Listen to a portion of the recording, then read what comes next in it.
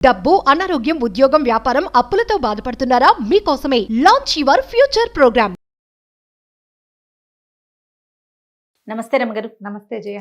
రమగారు, ఏమన్నా మంచి కథ ఏదైనా చిన్న సిరీస్ లాగా చెప్పుకుందామా? 2 భాగాలు చేద్దాం. ఓకే. పోయిన గడియ. అసలు ఆ కథ మొదలు పెట్టడం ఎంత బాగా మొదలు పెడతారు. ఓ దేశం కాని దేశంలో రాజుగారు ఒక ఆయన ఉన్నారు. రాజు కాని రాజు, దేశం కాని దేశం. మొత్తానికి అదొక ప్లేసు, దానికి ఒక ప్రభువు. ఈయన ఎప్పుడు పరివారంతో బాగా తిరుగుతుంటాడు. ఈయన కొంచెం సరదావాడు. ఓకే. సో సరదాగా అందరితో కబుర్లు చెప్పుకుంటూ ఉండటం అవి ఇష్టం అనమాట. ఇప్పుడు దేశాలు, రాజ్యాలు, రాజులు అంటే ఏదో మంత్రాంగము, తంత్రాంగము, వాళ్ళు వచ్చేస్తున్నారు, వీళ్ళు వచ్చేస్తున్నారు, మనం వెళ్ళాలి, దూకాలి, బోల్డ్ అని ఉంటాయి. అవునవును. అంటే చిన్న చిన్న పరగణాలకి ప్రభువులుగా ఉండే వాళ్ళకి పెద్ద పెద్ద ప్రాబ్లమ్స్ ఏమి ఉండవు. అవును. హాయిగా కులాసాగా గడిచిపోతుంటుంది. వీళ్ళకి యుద్ధాలకి వాటికి వ్యవహారాలు ఏమీ ఉండదు. అలా ఒక కులాసా ప్రభువు గారు ఒకసారి ఏం చేశాడు, కొంతమంది జనాలతో కలిసి ఏదో పక్క ఊళ్ళో ఏదో జాతర లాంటివి జరుగుతుంటే చూడబోయాడు. తిరిగి వస్తూ ఒక పల్లె దాటుతున్నాడు. ఆ పల్లెలో ఒక ముసలావిడ ఒక కుర్రాన్ని తెగ తిట్టిపోస్తూ కనపడింది. వీళ్ళు కొంచెం నీడగా ఉందని చెట్ల దగ్గర ఆగారు. అక్కడ ఆవిడ తిడుతోంది కనపడింది. ఈ రాజుగారు అడిగాడు, ఎందుకబ్బా పిల్లాడిని ఎట్టా తిడుతున్నావు అని. తిట్టకేంచైనా అయినా వెరుబాగులు వీడు పనులన్నీ ఇట్టటివి పాడు పనులు అనేసరికి వాడిని చూస్తే చూడ్డానికి బాగున్నాడు. చూడ్డానికి చక్కగా తెల్లగా ఎత్తుగా పిల్లాడు కొంచెం దృఢంగా బాగానే ఉన్నాడు. కానీ కొంచెం కళ్ళు అమాయకపు కళ్ళు పడివి. తెలివిగా లేడు వాడు. రాజుగారికి కొంచెం సరదా వచ్చింది. ఏం చేశాడు అంటే కట్టెలు కొట్టమంది అవ్వ. వాడు చెట్టెక్కి కూర్చున్నాడు. చెట్టెక్కేసాడు. కట్టెలు కొట్టేవాడు ఏం చేయాలి, ముందు గొడ్డలు పుచ్చుకెక్కాలా, ముందు చెట్టు ఎక్కుతాడు. ఓకే. గొడ్డలు ఎట్టా వస్తుంది, అలాంటి పనులు చేస్తాడు. ఇప్పుడు ఏంటంటే ఆ పని పంచుకోవాల్సిన అవ్వకి విసుగ్గా ఉంటుంది, కానీ చూసే వాళ్ళకి వినోదంగా ఉంటుంది చూడు. అవును కదా. ఆ వినోదం ఈయనకు కావాలనిపించింది. ఈయన ఏమన్నాడు, నాతో పంపించు, నా దగ్గర ఉంచుకుంటా, ఏదో ఒక పనిలో పెడతాలే, పోళ్ళు పనులు ఉన్నాయి మా దగ్గర అనేసరికలు అంతకంటే నా బాబు తీసుకుపోండదు. ఈ కుర్రాడి పేరు బాబా. బాబా అని పిలిచేవారు వాడిని. ఈ బాబాని తీసుకొచ్చారు. వీడేంటంటే ఏదైనా ఓ పని చేయమన్నాం అనుకో చేయటానికి ఉద్యుక్తుడవుతాడు. ఫీజిబుల్లా కాదా, అది ఎలాగండి, ముందు వెళ్ళాలండి తర్వాత వెళ్ళాలా, అలాంటివి ఏం అడగడు. ఒరే ఒక ఆకుపచ్చ పువ్వు, దానికి నీలం తొడిమి ఉంటుంది, వెతికి పట్టరా తోటలో అంటే వాడు పొద్దస్తమానం వెతుకుతాడు. తొడిమలు నీలంగా ఉండవు అని చెప్పడు. రోజంతా అంత అమాయకుడు. రోజంతా వెతుకుతాడు. వాడు చేస్తున్న ఆ విన్యాసాలు చూసి వీళ్ళంతా పగలబడి నవ్వుకునేవాడు. వాడు అన్నీ అలాంటివే. ఒక ఆవిడ బియ్యం జరుగుతూ కనపడుతుంది, టిక్కు టిక్కు అంటుంది. అవి ఎక్కడి నుంచి వస్తున్నాయో చెప్పంటారు. వాడు ఆవిడ దగ్గరే కూర్చుని ఉంటాడు, చేతులు చూపించమంటాడు. ఇవి చూసే వాళ్ళకి వినోదం అంతే. ఈ వినోదాన్ని ఎంజాయ్ చేస్తూ ఆ కుర్రాన్ని తిప్పేవాళ్ళు. రాజ్యంలో వాళ్ళు పరగణాల్లో లోపల ఉంచుకున్నారు కదా, దివాణంలో శుభ్రంగా అన్నం తినేవాడు 2 పూట్ల.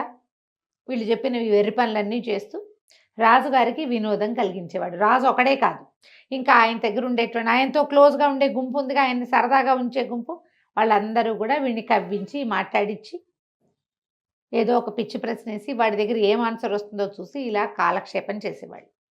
అయితే వీడు రోజు అన్నం తినడానికి వెళ్ళేవాడు. అన్నం పెట్టేందుకు ఒక వంట చేసే ఒక పిల్ల ఉండేది. దాని పేరు జీజీ. ఓకే. వీడి వయసు కాదు, వీడికో 22 ఏళ్ళు ఉంటాయి, ఆ పిల్లకో 15-16 సంవత్సరాలు ఉంటాయి. ఆ పిల్ల ఏమో అన్నం పెట్టేది రోజు వాడికి. అన్నం పెట్టి అట్లా వెర్రి పనులు చేయబోక తెలివిగా ఉండు, చెయ్యొద్దు, వాళ్ళు చెప్పినవన్నీ చేసి వాళ్ళందరూ నవ్వారని వీడు బాధపడేవాడు. వాళ్ళు చెప్పిందేగా చేశాను అంటే, నువ్వు ఈసారి నుంచి ఎవరైనా ఏదైనా చెప్తే నాకు వచ్చి చెప్పు, అప్పుడు నేను చెప్తా దానికోసం చెయ్యాలా వద్దని. చెయ్యక్కర్లేదు అంటే నువ్వెందుకు చేయవో, నువ్వేం చెప్పాలో నేను చెప్తాను నీకు అంటే బాగానే ఉంది. సరే ఏమనుకున్నాడు, ప్రతిరోజు వాళ్ళు ఎవరైనా ఏదైనా చెప్పగానే అది మామూలు పనో కాదో ఈ అమ్మాయే డిస్క్రిమినేటింగ్గా వాడికి చెప్పేది. అయితే ఏమైంది, రాజుగారికి కొంచెం సరదా తగ్గింది. కానీ ఏముంది, అక్కడ వాళ్ళంతమంది గుంపు పడి తింటుంటారు, ఈ పిల్లాడు కూడా అలాగా తింటూ ఉంటాడు. ఎక్కడికైనా వెళ్తుంటే వాడిని వెంబడి పెట్టుకెళ్ళి వాడిని బాగిచ్చి సరదా పడేవాళ్ళు. కొన్నిసార్లు దొరికేసేవాడు, కొన్నిసార్లు జీజీ వల్ల తప్పించుకునేవాడు. అయితే కొంచెం రోజులు గడిచేసరికల్లా ఒకనాడు ఏమైంది, రాజుగారు కొంచెం ఆలస్యంగా నిద్రలేచారు. నిద్రలేసేసరికల్లా మనం పొద్దున్న చేయవలసిన పనులు ఎగిరిపోతాయి. అవును, మనం లేటుగా లేచాం. ఆయన ఏమన్నాడు, ఒక్క గడి పోయింది మొత్తానికి అన్నాడు. అనేసరికల్లా ఏం పోయిందండి, ఎక్కడ పోయిందండి, వెతకనండి అని అడిగాడు వీడు. అడిగేసరికి రాజుకు నవ్వొచ్చింది. గడి అంటే ఏమిటి, సమయం. పోయిన సమయం ఎట్ట వెతుకుతారు ఎవరైనా? అక్కడి నుంచి ఆయన నవ్వొచ్చి, ఏరా వెతుకుతావేమిట్రా అన్నారు. అలాగేనండి, తప్పకుండా, ఎక్కడి పోయిందో నేను చూసొస్తానన్నాడు. అందరూ నవ్వారు. సరే చూడు చూడు పట్టుకురా అన్నారు. వీడు పోయి సరే అన్నం తినేసి వెళ్ళి వెతుకుతానండి అని అన్నం తినడానికి వెళ్ళాడు. సరే ఆ జీజీ దగ్గర అన్నం పెట్టించుకుని, రాజుగారిది గడిపోయిందిట, వెతకటానికి వెళ్తున్నానంటే, గడిపోవటం ఏమిటి, సమయం పోతే దాన్ని వెతకలేరెవరు, వెళ్ళొద్దని. ఎక్కడికి నువ్వు వెళ్ళబోక, కాసేపటికి ఆయనే మర్చిపోతారు అంటే వాడు ఒప్పుకోవాలి. అదేమిటి, కిందటిసారి సూది పోయిందన్నావా నువ్వు, నేను అంతా వెతికిచ్చానా లేదు. ఆవు దూడ పోయింది అనుకున్నాం, అంతా వెతికాం, దొరికింది. పోయిన ప్రతిదీ దొరకవలసిందే. రాజుగారి గడి పోతే ఎట్లా, తీసుకురావాల్సిందే, నువ్వు నాకేం చెప్పద్దు, నేను చేయాల్సిందేనన్నాడు. ఆ అమ్మాయి ఎంత నచ్చ చెప్పినా వాడు ఒప్పుకోలు. గడి అని వెతకడానికి బయలుదేరాడు. ఎట్టా వెతుకుతారు, ఇక మొదలు పెట్టాడు. వెళ్తున్నాడు వెళ్తున్నాడు వెళ్తుంటే ఇతనికి ఒక ఆయన ఎవరు కనిపించాడు, ఒక ముసలాయన కనిపించాడు. ఆయన కూడా ఏమిటో అటు ఇటు ఇట గాబరాగా చూస్తున్నాడు. చూస్తుంటే కుర్రాడు అడిగాడు, ఇది బాబా అడిగాడు ఆయన, ఏమండి మా రాజుగారి గడిపోయింది, ఎక్కడైనా చూసారా అని అడిగాడు. అడిగితే ఆయన ఏమన్నాడు, గడిపోవటం ఏమిటి, నీ దిక్కుమాలి గడియా, అది పోతే ఎంత పోకపోతే ఎంత, గడి అనగా ఎంత, నా ప్రతిష్ట పోయింది, దానికోసం వెతుకుంటున్నాను నేను, ఎక్కడుందో తెలియదు శభాష్ అని ప్రతిష్ట కోసం వెతుకులాడుతున్న ఒక ఆయన కనిపించారు. విచిత్ర లోకమారమ్మ గారు అది. అంతేగా, ఇట్లా వెతుక్కునే వాళ్ళు లేరా? ఉంటారు ఉంటారు ఉంటారండి, ఖచ్చితంగా ఉంటారు. అదే అక్కడి నుంచి ఇంకా వెళ్ళాడు వెళ్ళాడు వెళ్ళాడు, అక్కడ ఇక్కడ ఇక్కడ అక్కడ చూశాడు. ఈ లోపల ఒక పెద్ద భారీ కాయుడు ఒక ఆయన, 6.5 అడుగులైనా ఉంటాడు, భీకరమైన కళ్ళు, ఆయన ఎర్రగా ఈత పొదల్లాగా కనుబొమ్మలు, క్రూరంగా ఉన్నాడు కానీ మనిషి. ఈయన ఈ కుర్రాడు ఆయన కూడా ఏమిటో వెతుక్కుంటూ కనపడ్డాడు. కనపడేసరికల్లా ఈ కుర్రాడు ఆయన అడిగాడు, ఏమండి మీరు ఏదో వెతుకుతున్నారు, మీకు కానీ మా గడి కనిపించిందా, మా రాజుగారి గడియా? ఇంతకుముందు ఒక ఆయన అడిగాను, ఆయనేమో ప్రతిష్ట కనపడలేదని వెతుకుంటున్నట్ట, మీరేం వెతుకుతున్నారు, మా గడి మీకు కనపడిందంటే, నీ దిక్కుమాల గడి ఎవరికి కావాలి, నా సహనం పోయింది, నేను దానికోసం వెతుకుంటున్నాను అన్నాడు. తప్పలేదు, ఆయన అరుస్తున్నాడు. పోయింది ఏమిటి ఆయనకి, సహనం, దానికోసమే అరుస్తున్నాడు. కేకలు పెట్టి అరిచాడు, అరిచి వీడిని తోసేసాడు. వీడు కంగారు, భయం వేసింది. సరే అది కూడా కాదనుకున్నాడు. ఇంకా పోయాడు పోయాడు పోయాడు. ఒక రాజుగారి లాంటి ఒక ఆయన కనిపించాడు. ఆయన జీజు అనే ఒక రాజ్యానికి రాజు. ఆయన కూడా ఒక అడవిలో పడి ఏదో వెతుకుంటాడు. ఈ కుర్రాడు అడిగాడు, ఏమండి గడి కనపడిందా మీకు ఎక్కడైనా, మీరంతా వెతుకుతున్నట్టున్నారు కదా, వెతుకుతుంటే ఎక్కడో చోట ఏవో ఒకటి కనపడతాయి, మనం ఓ వస్తువు కోసం వెతికితే ఇంకోవి కనపడతాయి కదా, గడి కనపడిందా మీకు అంటే, గడి సంగతి ఏమిటి నాయన, 15 ఏళ్ళైంది నా కూతురు తప్పిపోయింది, పిల్ల కోసం వెతుకుంటున్నాను, రోజు వెతుకుతూనే ఉన్నాను, నా పిల్ల నాకు దొరకలేదు. అని చెప్పేసరికల్లా సరే ఈ కుర్రాడు గడియా, ఇంకేముంది ఆయన ఏదో వెతుకుంటాడు. ఈ 3 కేసులు చూసి వీడు అలా వెళ్ళి వెళ్ళి వెళ్ళి వెళ్ళి వెళ్ళి వెళ్ళి ఒక పడవ ఏదో వెళ్తుంటే ఆ పడవ ఎక్కాడు. ఎక్కడా దొరకల. వెళ్తుంటే వాళ్ళు ఏం చేశారు, తీసుకుపోయి ఆ పడవని ముందుకు ఎక్కడికో తీసుకెళ్ళి ఒక పెద్ద ఓడలోకి ప్రవేశపెట్టారు. చిన్న పడవలో వెళ్తున్నారు జనాలు, ఒక 10 మంది వాళ్ళతో పాటు వెళ్ళాడు.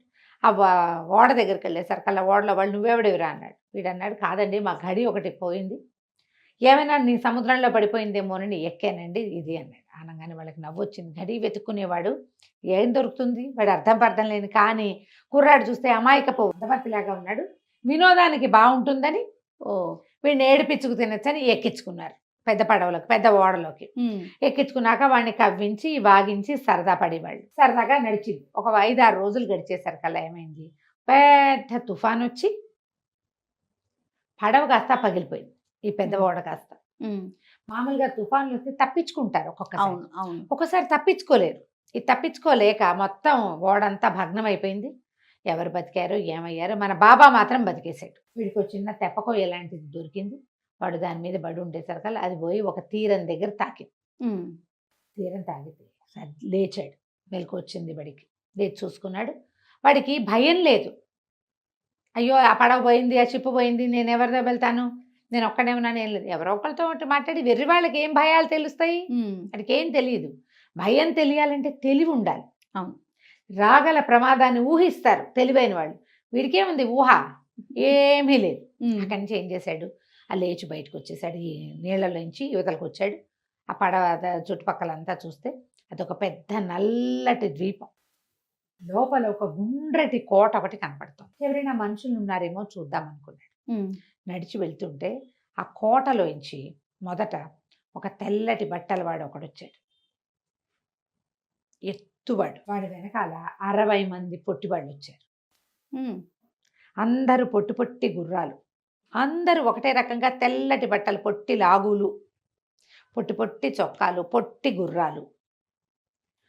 ఒకడు మాత్రం తెల్లగా పొడుగ్గా ఎత్తుగా ఉన్నాడు, వాడికి గుర్రం పెద్దది. ఈ 60 మందివి పొట్టి గుర్రాలు. వీడు చూస్తూ ఉండగానే దీంట్లోంచి ఆ గుండ్రటి కోటలోంచి బయటకు వచ్చి అలా ఎగిరి వెళ్ళిపోయారు సముద్రం మీదుగా. మొత్తం గుంపంతా. ఒక పెద్దవాడు, 60 మంది చిన్నవాళ్ళు. ఆశ్చర్యంగా చూస్తాడు, మనుషులే వీళ్ళు. బట్టలు, గుర్రాలు, నగ నాణ్యము చూస్తే మనలాంటి వాటిగానే ఉన్నారు. కాకపోతే వాడు పొడుగ్గా ఉన్నాడు, వీళ్ళు ఎందుకు ఇంత పొట్టి పొట్టిగా ఉన్నారో తెలియదు. పొట్టంటే చిటిపిల్లలు కాదు వాళ్ళు, పొట్టి వాళ్ళు మాత్రమే. ఆశ్చర్యంగా సరే ఆ కోటలాగా ఉన్న దాని దగ్గరికి ప్రవేశించాడు. అందులోంచి ఒక ఆయన తెలుపు నలుపు బట్టలతోటి, ఒక ఆయన దివ్య పురుషుడిలాగా ఉన్న ఒక ఆయన బయటకు వచ్చాడు. వీడు పోయి ఆయనకి దండం పెట్టాడు. ఎవర్రా అబ్బాయి అని అడిగేసరికల్లా, నన్ను బాబా అంటారండి, ఫలానా దేశం కాని దేశంలో ఉన్న రాజుగారి దగ్గర ఉంటాను, ఆయనది ఒక గడి పోయిందండి, దానికోసం వెతుక్కుంటూ వచ్చానండి. పోయిన గడియా కావాలా నీకు అని భుజమే చేసి పద లోపలికి, నీకు చూపిస్తాను నీ గడినని లోపలికి తీసుకెళ్ళాడు. గడి పోయిందని వెతుకుతున్నాడు అబ్బాయి బాబా. అయితే ఇతన్ని ముసలాయన లోపలి తీసుకెళ్ళి చూపిస్తాను. ఆయన ఏం చెప్పాడంటే, నేను కాలదేవుణ్ణి, ప్రపంచపు కాల నిర్మాణం అంతా ఇక్కడే జరుగుతుంది అని చెప్పాడు. నీ గడి అని నేను ఇస్తాను నీకు అన్నాడు. ఇంతకుముందు వెళ్ళిన వాళ్ళు ఎవరండి అన్నాడు. వాడు గడియా పెద్దవాడు, అతని తాలూకు 60 సెకండ్లు పొట్టివాళ్ళు. పొడుగువాడు ఒక గడియ, వీళ్ళు మిగిలిన వాళ్ళంతా విఘడియలు అనమాట. 60 విఘడియలు. ఇలాగే ఇక్కడ కాలం నడుస్తూ ఉంటుంది అని చెప్పి అప్పుడు వీడు చూశాడు మొత్తం అంతా. పగటిపూట ఘడియల వాళ్ళంతా తెల్లటి బట్టల వాళ్ళు, రాత్రిపూట ఘడియల వాళ్ళంతా నల్ల బట్టల వాళ్ళు. ఆయన తెలుపు నలుపు ఉన్న వస్త్రాలు ధరించున్నాడు. అయితే అబ్బాయి ఏమన్నాడు, కాదండి నేను వెతుకోవటమే కాదు, నేను వస్తుంటే నాకు 3 రకాల మనుషులు కనిపించారు. ముందు ఒక ముసలాయన కనపడ్డాడండి, ఆయనకేమో మరి ఆయన ప్రతిష్ట పోయిందిట, అడవుల్లో పడి వెతుకుంటున్నాడు, అది ఎక్కడ దొరుకుతుందో చెప్పండి పాపం వాళ్ళు అడుగుతున్నారన్నాడు. ఈయన అన్నాడు, ఏముంది ఆయన ప్రతిష్ట, వాళ్ళ చుట్టాలంతా తలా ఒక ముక్క చేసి పట్టుకుపోయారు, అందరి చుట్టాల దగ్గరికి వెళ్ళి ఆ ముక్కలు కలెక్ట్ చేసుకోమని, ఆయన ప్రతిష్ట ఆయన దగ్గరికే ఉంటుంది. చుట్టుపక్కల అందరితోటి ఏదో తేడా వచ్చింది, వాడు ఈయన దుర్మార్గుడని అదని ఇదని ఏదో నానాగోలా చేసేసారు, ప్రతిష్ట పోయింది. ఓకే, ఇప్పుడు వెళ్ళి అక్కడ సరి చేసుకుంటే ప్రతిష్టకి తిరిగి వస్తుంది. ఇంకొక ఆయన కనపడ్డాడండి, ఆజాన్ బాహు, ఓర్పు పోయింది అంటున్నాడు. అంటే నువ్వు ఆయన ఎక్కడి నుంచి మాట్లాడారో అక్కడే ఉన్న ఒక పొదలో ఉంది, తెల్లగా జామకాయల్లే ఉంటుంది, తెల్లటి జామకాయలాగా గుండ్రటి వస్తువుగా కనపడుతుంది ఓర్పు, అది తీసి ఆయనకి ఇస్తే సరిపోతుందమ్మా అన్నాడు. అయితే నేను ఇంకొక ఆయన చూస్తానంటే ముసలాయన పాపం కూతురు కోసం వెతుక్కుంటున్నట్ట, 15 సంవత్సరాల క్రితం పోయిందంటున్నాడు. అంటే నీకెవరో కాదు ఆ అమ్మాయి, నువ్వున్న రాజుగారి ఇంట్లో ఉన్న జీజీ వంట చేస్తుందే, నీకు అన్నం పెడుతుంది, ఆ అమ్మాయే ఈ జోజో రాజుగారి కూతురు, ఆందే అని చెప్తే సరిపోతుంది అన్నాడు. మరి నా పోయిన గడి మాట ఏమిటంటే అంటే, సరే ఆయన ఏం చేశాడు, ఇస్తానుండని ఒక చిన్న డబ్బీలో ఆ గడి పెట్టి ఇచ్చాడు. చిన్నగా మెరిసే డబ్బా, ఇదే మీ రాజుగారు పోగొట్టుకున్నటువంటి గడియ, కానీ ఈ గడియని ఎప్పుడు పడితే అప్పుడు వాడద్దు, అత్యవసరమైనప్పుడు వాడదు కానీ అని చెప్పి ఈ కుర్రాన్ని సరిచేసి ఏంటి అని తనకున్న జనాలకు చెప్పాడు. వాళ్ళంతా తీసుకెళ్ళి ఆ మొత్తం బిల్డింగ్ అంతా వాడికి చూపించి, ఆ లోపల ఉన్న పెద్ద కోట అంతా, రాత్రి పగలు అన్ని ఘడియలని అందరినీ చూపించి, వీడు మందమాలిన తనం ఒకటి ఉంది కదా వీడి దగ్గర, మందమతి, అవును, అది కొంచెం సరిచేశారు. తెలివిగా అయ్యాడు వాడు. సరే అక్కడి నుంచి ఈ సందడంతా ముగిసేసరికి మధ్యాహ్నపు ఘడియల వాళ్ళు బయలుదేరుతున్నారు. ఓకే, ఆ మధ్యాహ్నపు ఘడియలు విఘడియలు బయలుదేరుతుంటే వాళ్ళ చేతికి ఇచ్చి పంపించేశాడు. వీడి బంగారు డబ్బీ ఇచ్చాడుగా, మెరిసే బంగారపు డబ్బీ గడియ పెట్టుకుని దాంతోపాటు వెళ్ళి వాళ్ళందరితో పాటు వెళ్ళిపోయాడు. వాళ్ళు ఏం చేశారు, ఇతన్ని ఎక్కడైతే ఆజాన్ బాహుతో మాట్లాడాడో అక్కడ దిగబడిచారు. ఓకే, దిగబడిచేసరికల్లా మొత్తం అంతా కిందంతా వెతికితే ఓ పొదలో గుండ్రంగా ఇంత జామకాయల్లి మెరుస్తూ ఉన్న ఓర్పు దొరికింది. ఆ ఓర్పును తీసి జేబులో పెట్టుకున్నాడు. అక్కడంతా వెతికాడు. ఆజానుబాహు వంటి మనిషి మాత్రం కనబడలే. ఓర్పు పోగొట్టుకున్నాడా, ఇక వాడికి ఎప్పటికీ అది దొరకదని అర్థం ఈ కథలో. చూడండి, పోగొట్టుకున్న వాడికి దొరకదు. కావాలని కోరుకునే వాడికే వాడి దగ్గర ఉంటుంది ఓర్పు. పోగొట్టుకోకూడదు కదా. అక్కడి నుంచి ఇతను వెతుకుతూ వెళ్తే ఆ జోజో రాజు గారు కనిపించారు అడవిలో వెతుకుంటూ. మీ అమ్మాయి ఎక్కడుందో నాకు తెలుసండి, కొంచెం పరివారాన్ని తీసుకుని నాతో పాటు రండి అన్నాడు. ఆయన 100-150 మందిని వెంబడి పెట్టుకుని బయలుదేరాడు. సరే వీడు తన రాజు ఇదంతా అడవులు గిడవులు అన్నీ దాటుకుంటూ పోయి రాజుగారి దగ్గరికి వెళ్ళారు. వెళ్ళేసరికల్లా రాజుగారి దగ్గరికి వెళ్ళి, ఏమంటే జీజీగా ఉంది కదా, మరి రాజుగారి అమ్మాయిట, ఆయన వచ్చాడు మన ఇంటికి అని చెప్పాడు. చెప్పేసరికల్లా ఇంకెక్కడ జీజీని ఒక రాక్షసుడు ఎత్తుపోయాడు, వాడు వెంట పెట్టుకెళ్ళిపోయాడు అన్నారు. అనేసరికల్లా రాక్షసుడు ఎవడంటే ఒక రాక్షసుడు వచ్చాడు ఇక్కడికి. వాడికి వంట చేసి పెట్టేందుకు మనిషి లేదుట. ఎవరినైనా ఒక వంట మనిషిని ఇవ్వమని అడిగాడు. అడిగేసరికల్లా మన రాజ్యంలో వాళ్ళు ఎవ్వరూ వాడితో వెళ్ళటానికి ఇష్టపడలే. వాడితో వెళ్తే అడవిలో గుహలో ఉండాలి. వీడే. వాడు ఏదన్నా వంటకం తెస్తే కూరకి చేసి పెట్టాలి.